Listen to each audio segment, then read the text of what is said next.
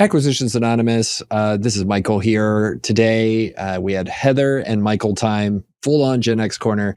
We reviewed a deal from acquire.com, which was a terrifically presented deal done by them around the virtual assistant space. So we talk into what virtual assistants are.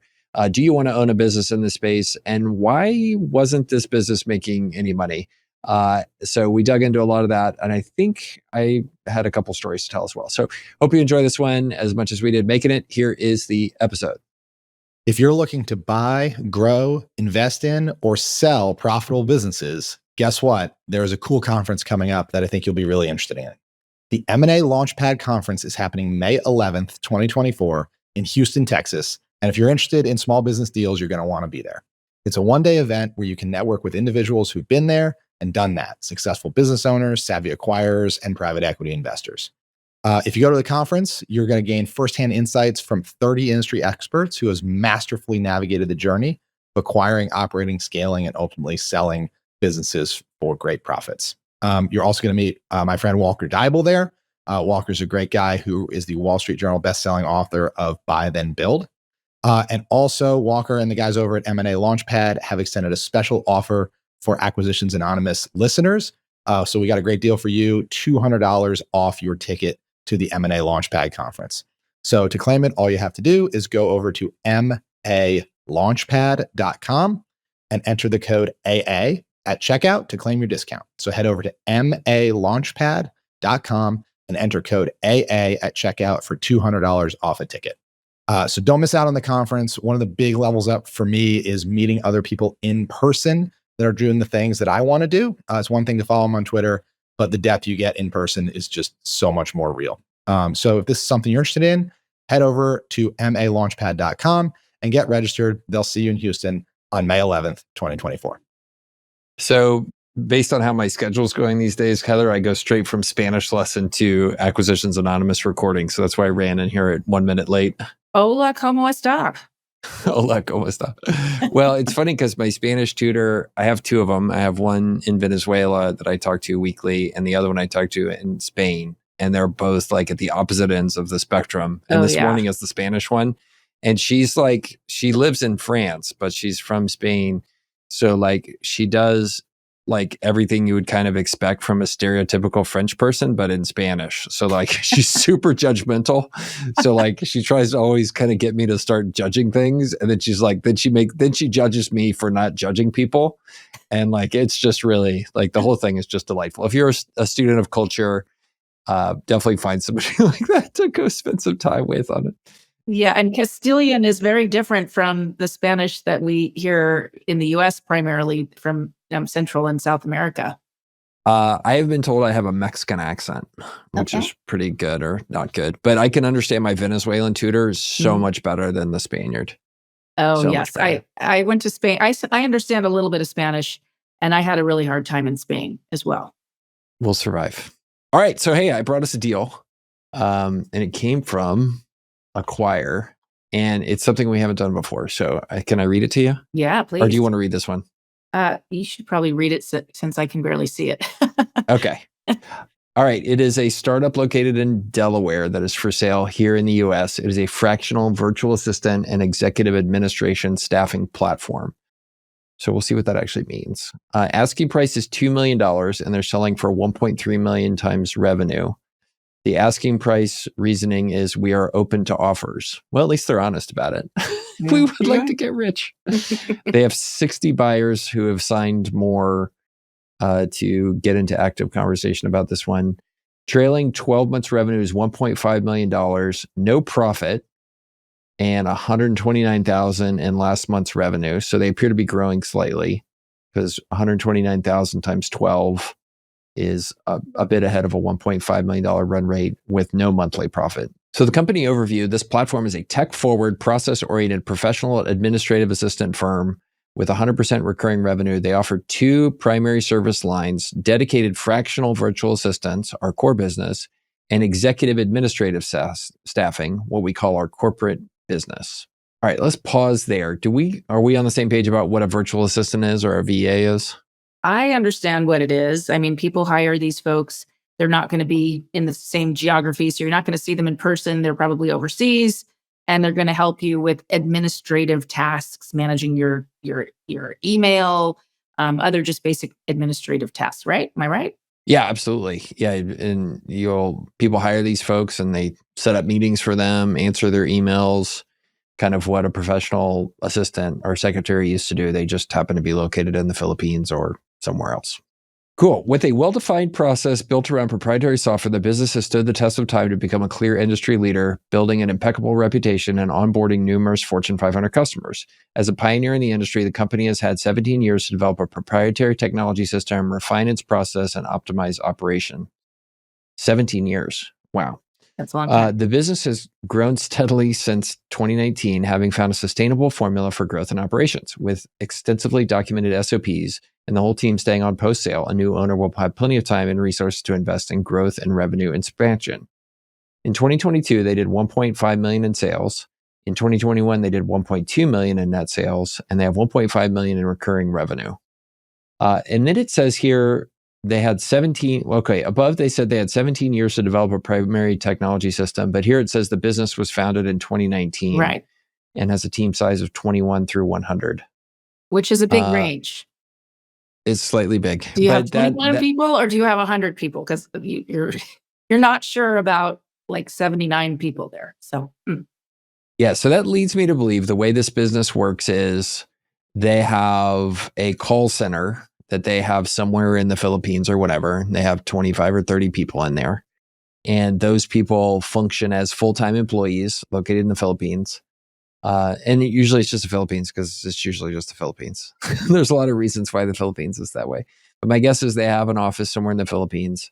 And then there's, 20 to 50 folks working there. And then a couple people in the US doing sales and that sort of thing. And going back and forth and managing that kind of stuff. And those people will either be dedicated fractional virtual assistants, meaning they care for a handful of clients for each virtual assistant, or they're dedicated, but in the end, they're employees of this company, the way I read this.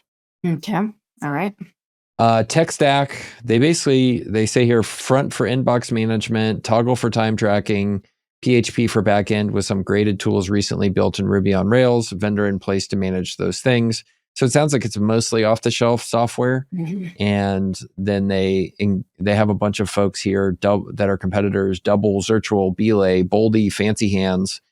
Let's see if there's anything else here. Key assets, other top-tier staff, market leader in the space, proprietary tech, IP. So, yeah. So they're asking $2 million for a business that doesn't make any money. With that lead in, Heather, what do you think? It's been doing this since, I'm going to say since 2019. I don't know where the 17 years came from, but maybe the person who founded it had experience from other, businesses for 17 years. I don't know. But I would think if you started this in 2019, then the pandemic hit and this whole concept was, more widely adopted. Easier to say, okay, I'm already online anyway. I'm going to hire somebody overseas. So I would think you could be profitable by now. I understand they're growing rapidly, and that's, I guess, probably the story behind why they're not. But I would think this kind of business could be profitable fairly easily. Maybe I'm wrong. And I'm a little, concerned or questioning the proprietary tech. Sounds like they sort of put a few pieces of tech together and they probably have a really good process, but I don't know if I would call it proprietary tech, or it doesn't seem like it is. Yeah. Well, I mean, you in theory could have some proprietary tech in terms of how workloads get allocated, maybe, and check in and check out. That seems like some stuff that would be kind of nichey. But the rest of the stuff, the tech-wise appears to be just off the shelf. Front is a shared inbox software service. And then what did they list here as some of the other stuff? So yeah, I'm kind of dubious there's any IP there. Toggle for time tracking, that's an off-the-shelf app as well. But yeah, it begs the question. So you've been around, you're doing labor arbitrage. And one of the things about labor arbitrage, right? Labor arbitrage is we're going to help you in an expensive geography, hire people in an inexpensive geography and manage them. Is the nice thing about those kind of businesses, we've seen it with ours, they make money from like day one, right? Like you should, you're growing by hiring more people. So therefore you should be making money And that's the first thing I'm with you. I'm zigging into this and being like, okay, why at $1.5 million in revenue for the past few years, and you've done what you need to do to offshore these folks, are you not making any money? Yeah, that's a big question.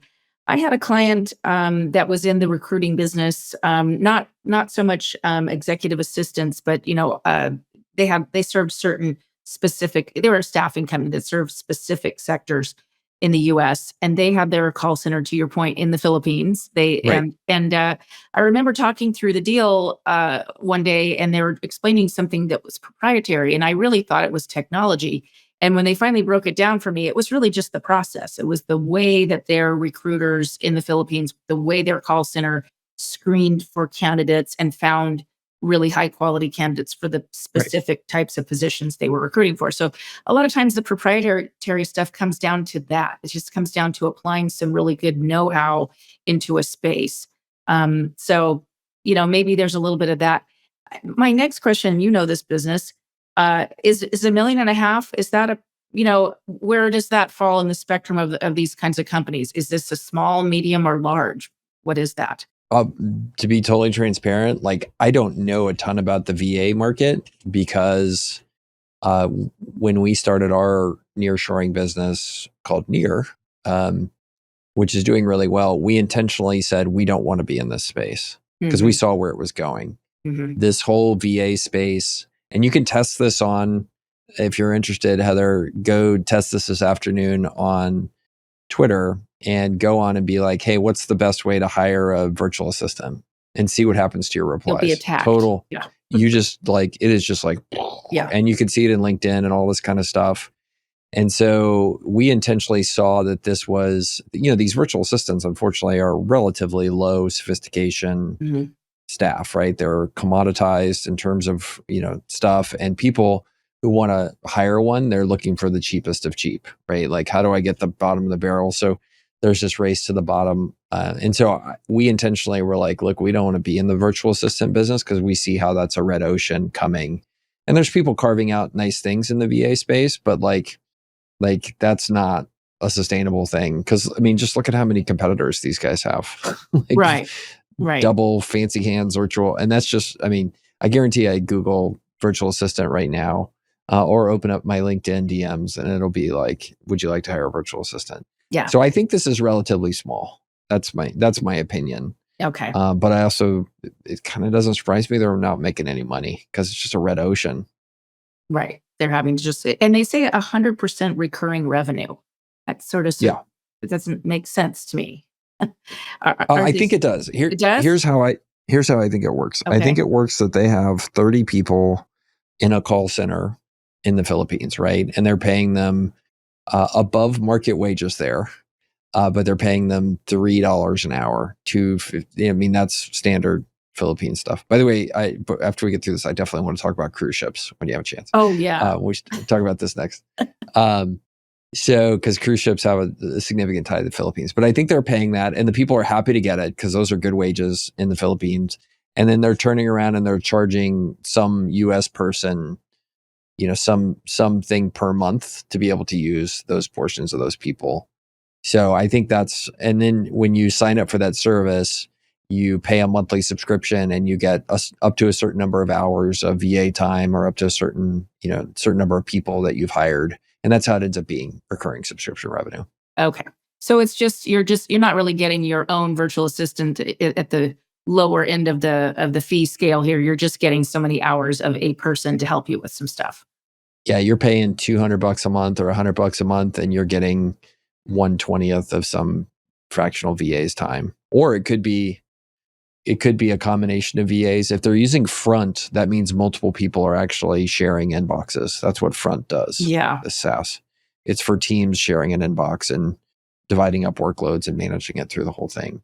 Yeah. So, and unless you're signing up for their corporate service, which is a dedicated person, then you basically are in the situation where you're getting a fractional part of a person's time. So you have to have a lot of clients then. If the lower tier of clients is paying $200 a month, how many clients rolls up to $1.5 million? You're managing a lot of folks, right?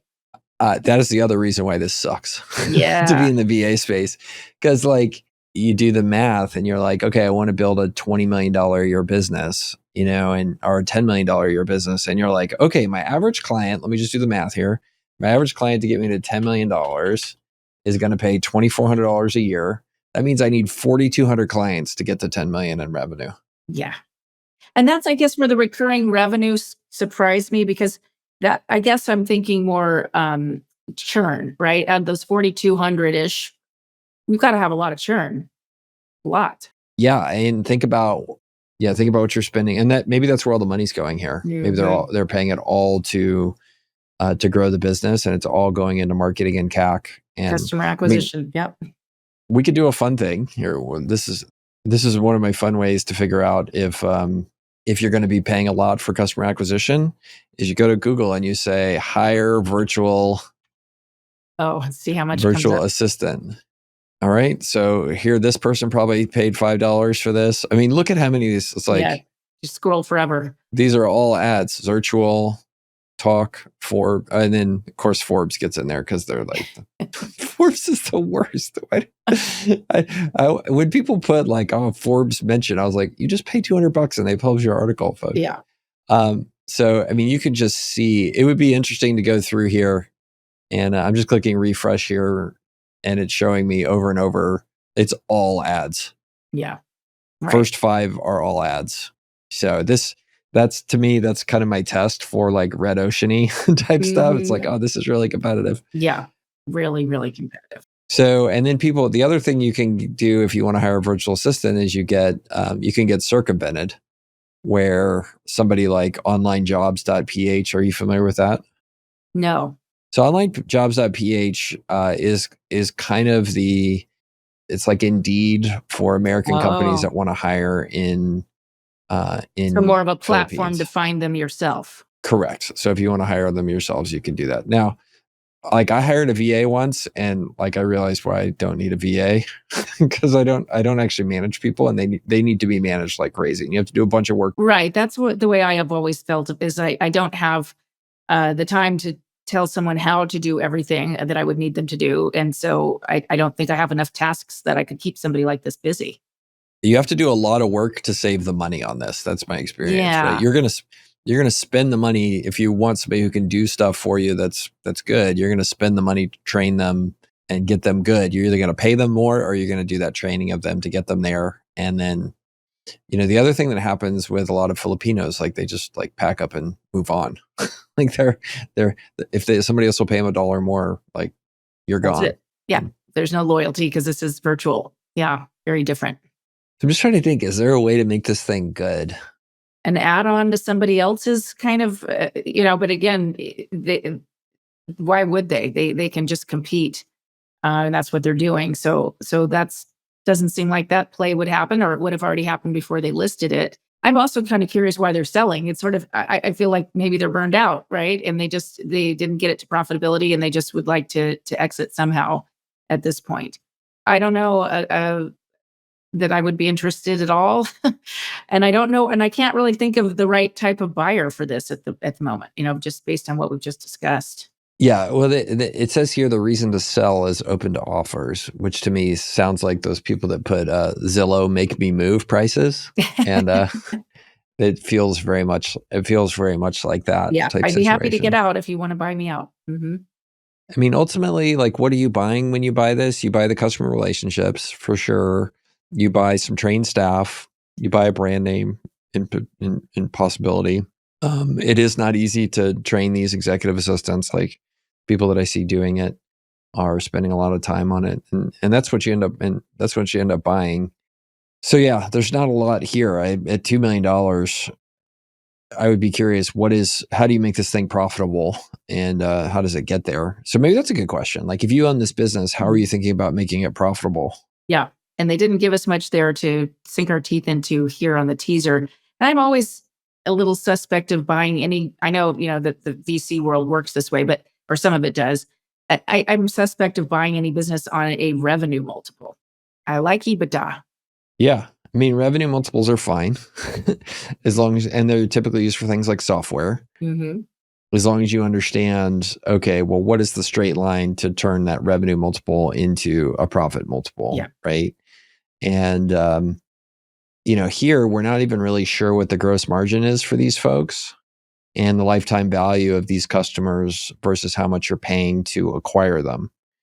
And my suspicion is, let's say you're doing VAs and you're charging $100 a month for it, and you're spending $70 to $80 a month to make those VAs available with all your expenses and everything. So your gross margin is 20%, and you're spending $200 to acquire new customers. Your payback is 10 months. It just starts to feel like you're on a treadmill where you're working for the clients and the employees, and you're not really working for yourself. Yeah. Right. Exhausting. And this is why we went up market. So, right. With your business. Yeah. It makes sense. This is a tough space. Yeah. And there's also, interesting to talk about here is these guys do staffing, and there's two types of models in businesses like this. You can either do staffing or you can do placement. So, are you familiar with the difference between those? Yes, I think would you like so. to? How about some mansplaining? Can I mansplain this to you? Please, that's always welcome, right? It's Friday. Heather gets her regular dose of mansplaining. Oh, do you know what mansplaining is? I'll explain it to you. Oh, yeah. So please do that too. Okay. So mansplaining. Okay. So anyway, long story short. So for the audience, not for you. So staffing is when you're a provider like this and you provide somebody a staff person, right? And they come to you with the job order, and then you bring them a staffer, and that's staffing, and you take a cut of the monthly payment. So that's kind of like SaaS, how these guys have done it. You get paid in arrears, right? You get paid when you deliver that person per month. So they pay you $10 an hour to have that person, and you turn around and pay $5 an hour to them, but you don't really get paid until you deliver them a client, and you only get paid as they perform. So then direct hire or placement is much more akin to recruiting models. And that would be a situation where they come to you and they say, I want a VA. And you say, okay, I'll bring you a trained VA.